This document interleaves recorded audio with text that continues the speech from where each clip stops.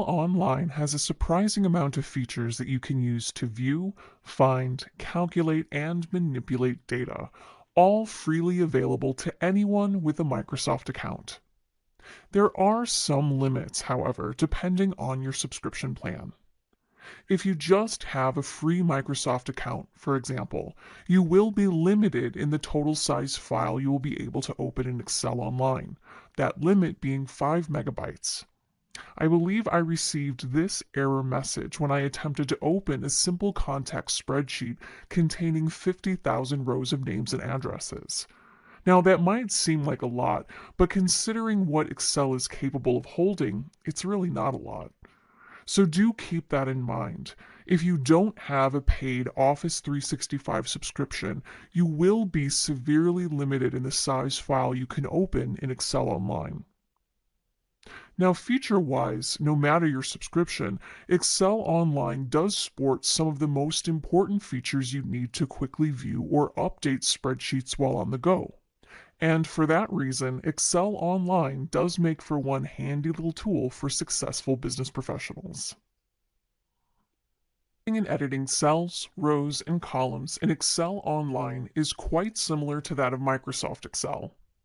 You can use your mouse to click on and navigate to an individual cell, or you can use your keyboard to navigate locally, as well as using your arrow keys to move up, down, left, or right. Or you can use your tab key to move right, one cell at a time, or you can even use your enter key to move down, one cell at a time. If you have a particularly large spreadsheet, such as I have here, scrolling through all your records might take a while. As such, you will definitely want to know the following keyboard shortcuts to help you jump through your data ranges. The Home key will take you back to the left. Using the keyboard combination Control-End will take you all the way down to the bottom right edge of your data range. And, you guessed it, Control plus Home will take you all the way back to cell A1. Now, if you were already familiar with these keyboard shortcuts and use them regularly like I do, you might also use them in combination with the Shift key in Microsoft Excel to help you quickly select ranges of cells and data. Now, unfortunately, in Word Online, those methods for selecting ranges of data do not work at this time. But you can always use the good old click and drag method for selecting ranges of data, or you can click the row or column header to select either rows or columns. Now, as for editing, let me open up a new worksheet here. Entering information is very similar to Microsoft Excel 2. Just select a cell and begin typing. Or you can click directly inside the formula bar if you prefer and enter information in there instead. But by far the best tool for entering common information or series information is to use Excel's autofill feature. For common lists of information, such as the days of the week, or months of the year, or even number sequences with a clear pattern, you can use autofill to fill that information in for you. Let me show you how that works. To type out the days of the week, just type one of those days out. Then, taking your mouse, hover it over the large square handlebar in the lower right-hand corner of the cell. That's the autofill handlebar. Next, click and drag your mouse, then release. That's all there is to it. It's just the same here as it is in Microsoft Excel. And it will work with numbers too. You just need to give it a few more cells so it can determine a pattern by which to calculate the incremental increases. So if I type the numbers 1, then 2, select both those cells, and then autofill, I get a basic numbered list. If I type 2, 4, select both cells, and then autofill, see how my list series changes? And those are some quick ways to navigate and enter data into Excel Online. Now, what if you need to move or delete data? Well, just like in Microsoft Excel, you have the ability to insert and delete cells, rows, and columns. Now, the fastest way is to select a row or column you'd like to adjust. And let's say I'd like to delete this column of numbers I created here. And now you can right-click directly on that column or row header and see all the options for that row or column. You have the option to insert, delete, hide, or unhide. Or another way is to go to your Home tab to your Cells group. Here you'll see even more options for inserting and deleting cells, rows, columns, and sheets in your workbook. But I'm going to choose the option to delete this column. And there you have it. Those are some of the fast ways to enter, select, navigate, insert, and delete information inside Excel Online. Accustomed to working with worksheets in Microsoft Excel, I will tell you right now that your options in Excel Online when working with worksheets are a little bit limited. That said, there are a few small things that you can do in Excel Online to help organize multi-worksheet workbooks. Let me show you. So here I have a workbook with two worksheets. One worksheet contains some simple sales data for the year 2015, and the other worksheet is for the year 2014. But at a glance, I'd have to click on the individual worksheets to know that, because the worksheet tabs are named anything but useful. They just say the default Sheet 1 and Sheet 2. Not very descriptive. Luckily, I can rename these worksheets in Excel Online. To rename a worksheet, you can either double-click the Worksheet tab or right-click and select Rename. Either way will open the Rename Sheet window, allowing you to type in a new worksheet name. So I'm going to call this worksheet 2015 Sales, and clicking OK when you are finished, you can see that worksheet update below. If you need additional worksheets, after all, this is a new year now, and we're going to need to start logging those 2016 sales soon. You might remember from Microsoft Excel that it was possible to duplicate or copy worksheets. Well, in Excel Online, you can't do that. Not at this time, anyway. But you can create a new blank worksheet and copy what you need from a previous worksheet over to that new one. So, a few more steps. So to create a new worksheet, there are actually several ways you can do that. From your Home tab, in the Cells group, you can click on Insert and select Insert Sheet. Or you can click the little plus sign next to your worksheets in the status bar. Or you can right-click on a worksheet tab and click on Insert. Either way will create a new blank worksheet for you. Then all you have to do is copy all that data that you need over and adjust from there. Now, if you don't like where Excel Online has placed this worksheet, you can move it by clicking and dragging it to a new location. Or if you are not a fan of clicking and dragging, you can always right-click and choose Reorder to open a window and rearrange those worksheets from there. In addition to rearranging, you also have the ability in Excel Online to delete, hide, or unhide worksheets. But that's about it. Now, personally, I miss being able to color my tabs, but I guess I'm just a tough person to please in the end. But that's it. That's how you can manage worksheets in Excel Online. Excel Online, you have some very basic ways to sort and filter your data. Let me show you. So here we are back in our contacts spreadsheet, and right now all of our contacts are in here rather randomly. If we'd like our 30,000 contacts in some kind of order, say alphabetical order, we can quickly do that in Excel Online. Simply move inside any cell in our last name column or field, and then from the Home tab in our editing group, we can click on the Sort button and choose Sort Ascending to sort our range of data in alphabetical order according to last name. Now, if we change our minds and would like to sort, say, by state, well, we could move our cursors over to one of those state cells and click on one of those sort buttons again. Now, as far as sorting goes from the ribbon, that's what we can do. For more complex sorts or filters, you would need to format your range of data as a table. To format your data as a table, make sure you have something inside that range of data selected. Then go up to the Home tab, to the Tables group, and click on the Format as Table button.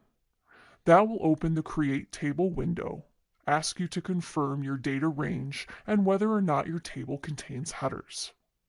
If you are ready, go ahead and click OK.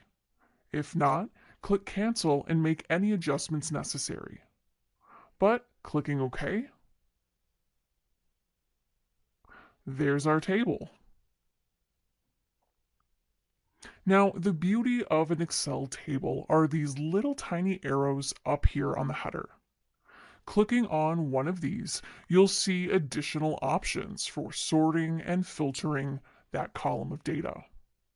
Now, that way, you can get a little bit more complex or specific in how you sort or filter your data. If, for example, I only want to view my female contacts, I can do so by going to my gender column and checking to see only females. Now, applying this filter will update the data that I can see. Now I'm only viewing my female contacts. To remove a filter, I can simply go back to that little arrow and remove that filter like so. In addition to filtering by specific data, you can also filter by certain text filters. Equals, does not equal, begins with, ends with, contains, or does not contain. Or you can even create your own custom text filter. For numeric fields, there are a variety of number filters as well. Equals, does not equal, greater than, less than, between, top 10, above average, below average, and a custom filter too. And all of these filters work identical to how they work in Microsoft Excel.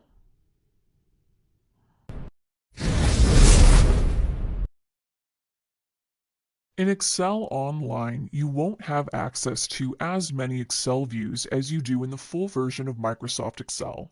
That is to be expected. In this clip, though, I want to walk you through what options you do have, as they can confuse some newbies to Excel Online. When you first open an Excel workbook in Excel Online, typically it opens in what is called a reading view. This is a view that is optimized for, as the name suggests, reading. If all you want to do is look at the data, this is really all you need. The advantage to using this view is that the ribbon is, well, not there, taking up valuable screen real estate, making your data or your spreadsheet front and center. And only the commands necessary for reading and sharing data are visible from this view. Up top, you have quick access to a print command, a share button, and a data button, allowing you to refresh your data connection if you suspect that your data is something that will update frequently as you are viewing it. Other select commands will appear behind the button to the far right, allowing you to download, save a copy, or view previous versions of the file. And that is the reading view. To switch to an editing view from the reading view, just click on the Edit Workbook button, and that will open the view that we've been editing in so far, the view with that all too familiar ribbon up top. But that is not all you can adjust about views at this time in Word Online. If you jump over to the View tab in the Show group, you'll also see options to show or hide heading and grid lines in your workbook. All other options and views that you'd like to work with in Excel, for those views, you'll have to open your workbook in Microsoft Excel for those more advanced views.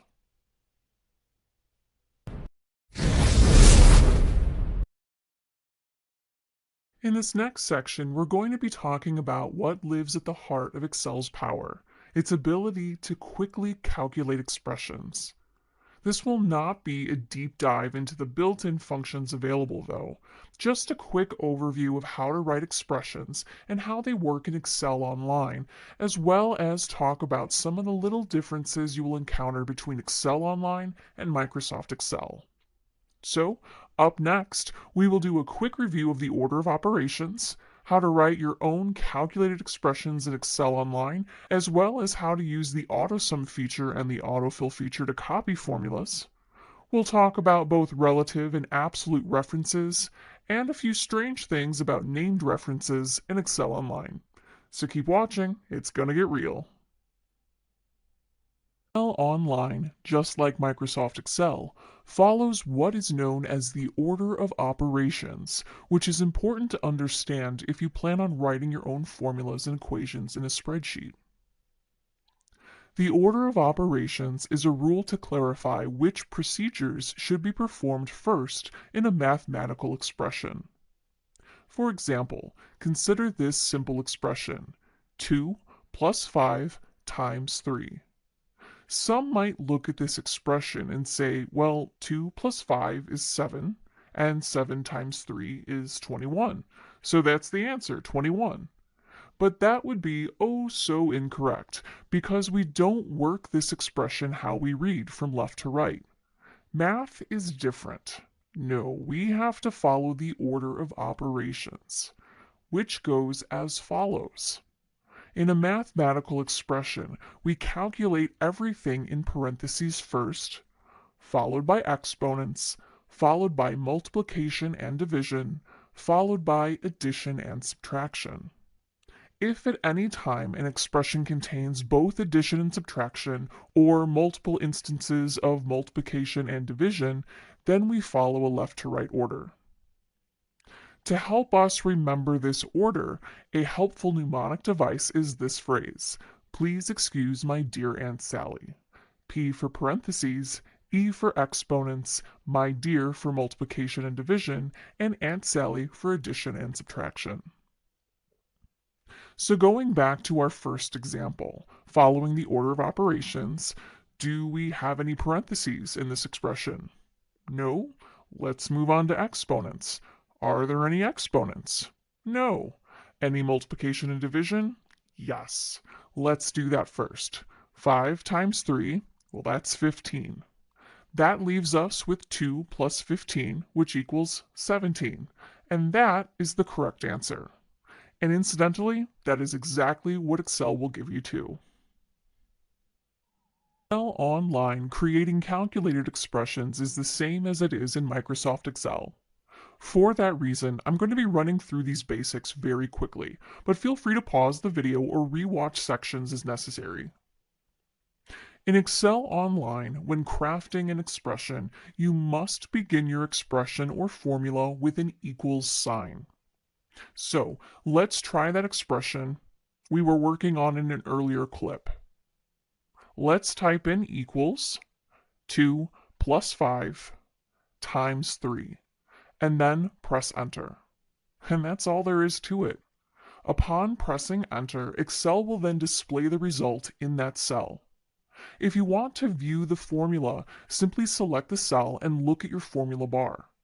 To edit the formula, you can either edit the expression from the formula bar or double-click inside a cell to enter edit mode in that cell. Or you can even press F2 on your keyboard. Same as Microsoft Excel. But typing all this stuff out, that's not what Excel is for. That's the hard way, the long way of doing things. Be sure to watch the next clip on relative and absolute references to learn the preferred method for creating calculated references in Microsoft Excel Online. In these clips, we discussed how Excel Online calculates expressions. Now, we're going to be diving in a bit further and talking about more efficient and effective ways of calculating and writing expressions in Excel and Excel Online. Let's jump back over to our monthly sales spreadsheet. Now we've got annual sales that need totaling up here for 2014 and 2015. Now, if you are brand new to Excel, let me introduce you to my favorite tool on the Home tab. It is the Auto Sum button, and like the name suggests, it automatically sums data and more. Let me show you. So moving my cursor over to cell N3, then clicking the Auto Sum button like so, notice what Excel Online does. It's highlighted the numbers adjacent to cell N3 and entered a formula for me, specifically a sum formula and a range of data. Now notice how it is referencing that range of data. It's not saying to add up the individual numbers, 2000, 2230, etc. It is referencing to what is inside cells B3 through, that's what that colon means, through M3. In other words, this expression is telling Excel to add up everything in the range B3 through M3. That's what's written there. And when we press enter, there's our total. So simple, so fast. In fact, let's do it again. Click inside cell N4 if it's not already selected, click the Auto Sum button, and press enter. Think that was fast? Now watch this. Remember that autofill handlebar I showed you in an earlier clip? You can use that to autofill formulas too. Just grab that autofill handlebar, drag down, and voila! Calculating is done. Now let's do it for the bottom two. Click inside B12, click that Auto Sum button. Oh, and by the way, I should mention, if Excel ever grabs the wrong group of cells, you can change the destination just by taking your mouse and selecting a different range of cells for it to calculate. You're not locked down to whatever it grabs by default.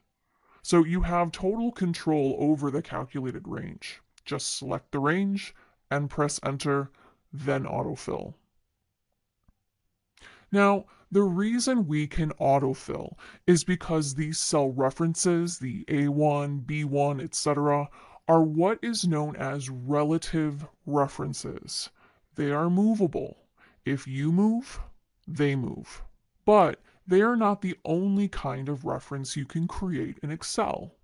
If you want your cell reference to stay put, you can create what is known as an absolute reference. Now, the way you mark a reference as absolute is to precede the row or column reference with a $sign. So, here in our monthly sales spreadsheet, if I wanted to calculate an end of the year bonus based on 10% of a salesperson's end of the year total sales, I could write that formula in like so. Equals N3, because that I want relative, I want that to move as I calculate down, times $P, $2. That's going to be my absolute reference because that percentage, that's going to stay put. That's always going to be in this cell right up here. And pressing enter and auto-filling down, there's our end of the year bonus.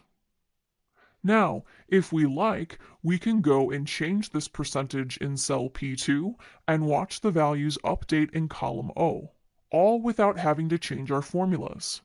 Now that's the real beauty of writing our formulas using relative and absolute references, being able to do this.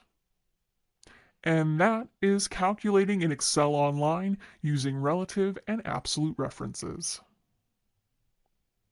Microsoft Excel, rather than working with absolute references, you can create what is known as a named cell or range of cells.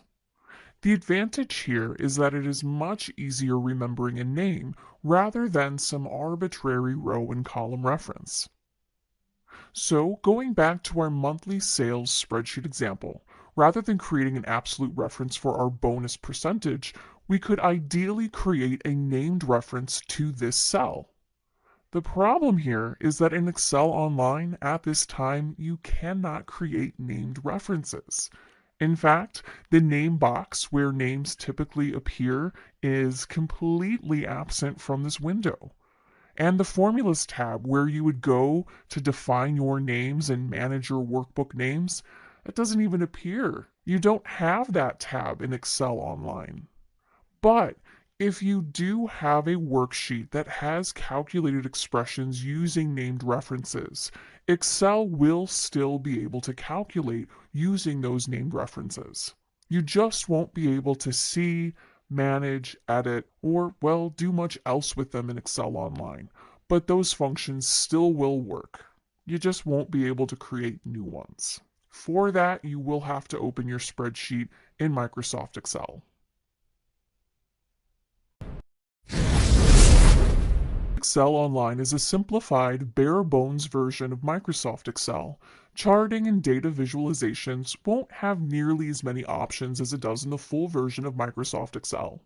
That said, you can very easily create many different kinds of basic two-dimensional charts right from within your web browser and choose from a variety of quick and easy chart options and elements to tailor how your chart displays. And in the next couple of clips, that's exactly what I will be showing you how to do. As far as chart types go, you have most of your 2D charts available in Excel Online, though the newer chart types recently released with Office 365, those aren't yet available.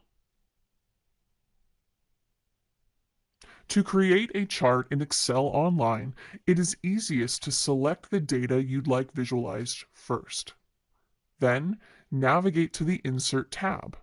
From here, in the Charts group, you'll see all of the available chart types. If you click on a category and hover your mouse over a specific chart subtype, Excel Online will help you out by explaining what each specific chart type is best used for. For our particular data here in our monthly sales spreadsheet, we're going to want to chart this as a stacked column chart so we can see how each salesperson, well, stacks up. So, selecting that chart type, Excel Online will then plop our small chart right into or onto our spreadsheet. From here, we can move our chart, resize our chart, or adjust our data by going to the Chart Tools Chart tab and either switch the row column data or by clicking the Select Data button and adjust our data range. And that is all there is to creating a chart in Excel Online. Formatting charts in Microsoft Office have always kind of been a bit of a pain point for some individuals.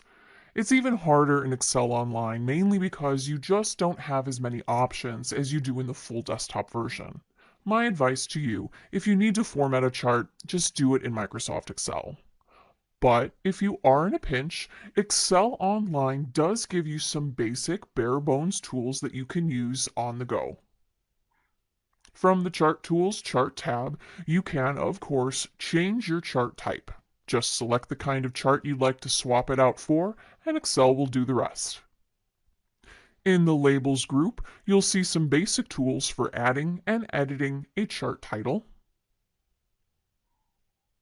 You can give your chart a horizontal or vertical axis here. Add or change the location of your legend. Or even add data labels, a data table, or even adjust your axes and grid lines. But those are your options. If you are looking to fine-tune or customize the size or position or even the colors of your chart elements, that you'll have to do in Microsoft Excel.